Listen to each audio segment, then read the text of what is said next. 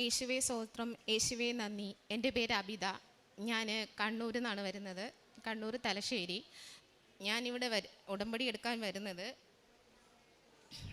13/11/2023 എൻ്റെ ജീവിതം എന്ന് പറഞ്ഞാൽ ഒരു സങ്കടകരമായ ഇതായിരുന്നു. ഇതെൻ്റെ ഹസ്ബൻഡാണ് ജയകുമാർ. ഹസ്ബൻഡും ഞാനും 8 വർഷമായിട്ട് പിരിഞ്ഞ് താമസിക്കുകയായിരുന്നു. അപ്പോൾ ഒരു വിധത്തിലുള്ള കോണ്ടാക്റ്റോ ഒന്നും തന്നെ ഇല്ലായിരുന്നു. ഞാനിവിടെ വന്ന് മാതാവിൻ്റെ അടുത്ത് പ്രാർത്ഥിച്ചു, മാതാവേ എനിക്ക് വേറൊരു വഴിയില്ല, എൻ്റെ മോളെയും കൊണ്ട് ജീവിക്കാൻ എനിക്ക് വേറൊരു ഇതുമില്ല, എനിക്കെൻ്റെ ജീവിതം തിരിച്ചു തരണമേ മാതാവ് എന്ന് പ്രാർത്ഥിച്ചു. 8 വർഷത്തിന് ശേഷം എൻ്റെ ഹസ്ബൻഡ്, എനിക്ക് IVDP എന്ന് പറഞ്ഞൊരു അസുഖം ഉണ്ടായിരുന്നു. അതിന് ഞാൻ ട്രീറ്റ്മെൻറ്റിലിരിക്കുമ്പോഴാണ് എൻ്റെ ഹസ്ബൻഡ് 3-ാമത്തെ വർഷത്തെ ട്രീറ്റ്മെൻറ്റിലിരിക്കുമ്പോൾ എൻ്റെ ഹസ്ബൻഡ് എന്നെ ഹോസ്പിറ്റലിൽ വന്ന് കാണുകയും അവിടെ നിന്ന് ഹസ്ബൻഡ് അതിനുശേഷം എൻ്റെ കൂടെ ഒരുമിച്ച് ജീവിക്കുകയാണ് ചെയ്തത്. മാതാവിൻ്റെ ഇവിടെ വന്ന് ഉടമ്പടി എടുത്ത മൂന്നാമത്തെ ഉടമ്പടി പുതുക്കിയതിന് ശേഷമാണ് എൻ്റെ ഹസ്ബൻഡ് എൻ്റെ കൂടെ വന്നത്. ഇതിനുശേഷം എനിക്ക് വീടോ വസ്തുവോ ഒന്നും തന്നെ ഉണ്ടായിരുന്നില്ല, കയറി താമസിക്കാനൊരു സ്ഥലം ഉണ്ടായിരുന്നില്ല. ഞാൻ മാതാവിൻ്റെ അടുത്ത് അത് ഉടമ്പടിയായിട്ട് വെച്ചു. മാതാവ് എനിക്ക് ഈ 2024 ഒക്ടോബർ മാസത്തിൽ എനിക്ക് വസ്തു വാങ്ങാൻ കഴിഞ്ഞു. ഞങ്ങൾ വീടിൻ്റെ പണി തുടങ്ങാൻ പോവുകയാണ്. അത് കഴിഞ്ഞ് എൻ്റെ സഹോദരൻ ഞാനുമായിട്ട് ഒരുപാട് അകന്ന് നിൽക്കുകയായിരുന്നു. ഇപ്പോൾ എൻ്റെ സഹോദരൻ എൻ്റെ കൂടെ തന്നെ ഉണ്ട്. ഞങ്ങൾ സന്തോഷമായിരിക്കുന്നു. ഇവിടെ പ്രേക്ഷിത പ്രവർത്തനമായി ഞാൻ ചെയ്യുന്നത്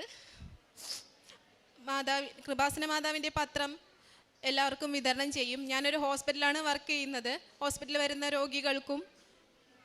രോഗികൾക്കും പിന്നെ ബസ് സ്റ്റാൻഡുകളിലും ഒക്കെയാണ് ഞാൻ പത്രം കൊടുക്കുന്നത്. എൻ്റെ അനുഭവം പറഞ്ഞു തന്നെയാണ് ഞാൻ എല്ലാവർക്കും പത്രം നൽകുന്നത്. പത്രം നൽകുമ്പോൾ ദൈവമേ, ഇത് എനിക്ക് കിട്ടിയ അനുഗ്രഹങ്ങൾ പോലെ ഈ പത്രം കിട്ടിയ എല്ലാവർക്കും അവരുടേതായ പ്രശ്നങ്ങൾ തീർത്തു കൊടുക്കണമെന്ന് പ്രാർത്ഥിച്ചാണ് ഞാൻ മാതാവിൻ്റെ പത്രം എല്ലാവർക്കും നൽകിക്കൊണ്ടിരുന്നത്. എൻ്റെ ഞാൻ വർക്ക് ചെയ്യുന്ന ഹോസ്പിറ്റൽ ക്യാൻസർ സെൻ്ററാണ്. അവിടെ വരുന്ന രോഗികൾക്ക് മാതാവിൻ്റെ വിശ്വാസമുള്ള രോഗികൾക്കും ഞാൻ അതിനു മുന്നേ ഒന്ന് പറഞ്ഞോട്ടെ, ഞാനൊരു ഹിന്ദുവാണേ. രോഗികൾക്ക് ഞാൻ ഇവിടെ നിന്ന് തന്ന ദിവ്യ തൈലം പൂശുകയും മാതാവിൻ്റെ ഉപ്പ് കൊടുക്കുകയും ചെയ്തിട്ടുണ്ട്, പത്രങ്ങൾ കൊടുത്തിട്ടുണ്ട്. എൻ്റെ പ്രാർത്ഥനയിൽ എന്നും ഞങ്ങളുടെ രോഗികൾക്ക് വേണ്ടിയുള്ള പ്രാർത്ഥന ഞാൻ നടത്താറുണ്ട്. പിന്നെ ഞാനിവിടെ മാതാവിൻ്റെ അടുത്ത് വന്ന് ഉടമ്പടി എടുത്ത് പോയി 3-ാമത്തെ ദിവസം എനിക്ക് നൈറ്റ് ഡ്യൂട്ടി ആയിരുന്നു. ഡ്യൂട്ടി കഴിഞ്ഞ് ഞാൻ ഉച്ച സമയത്ത് ഉറങ്ങുന്ന സമയത്ത് ഞാൻ വാതിലൊക്കെ കുറ്റിയിട്ടിട്ടാണ് കിടക്കുന്നത്. ഞാനും എൻ്റെ മകളും മാത്രമേ ഉണ്ടായിരുന്നുള്ളൂ. ലോക്ക് ചെയ്തിട്ട് കിടന്നപ്പോൾ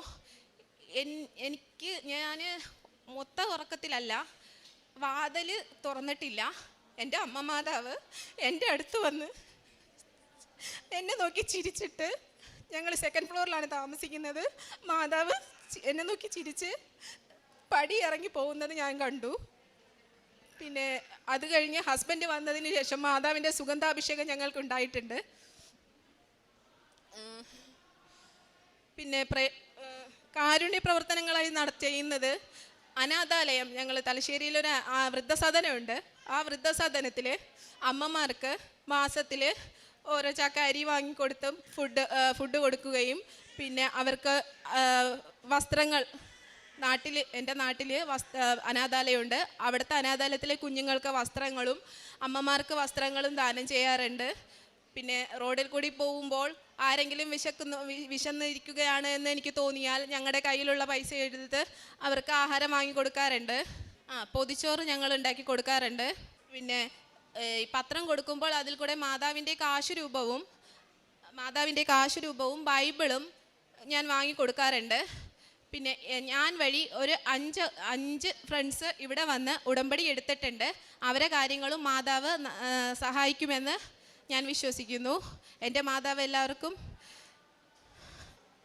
എല്ലാവരുടെ ആഗ്രഹങ്ങൾ നടത്തി തരട്ടെ എന്ന് ഞാൻ പ്രാർത്ഥിക്കുന്നു.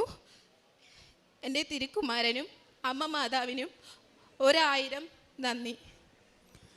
ലൂക്കാ സുവിശേഷം 18-ാം അധ്യായത്തിൻ്റെ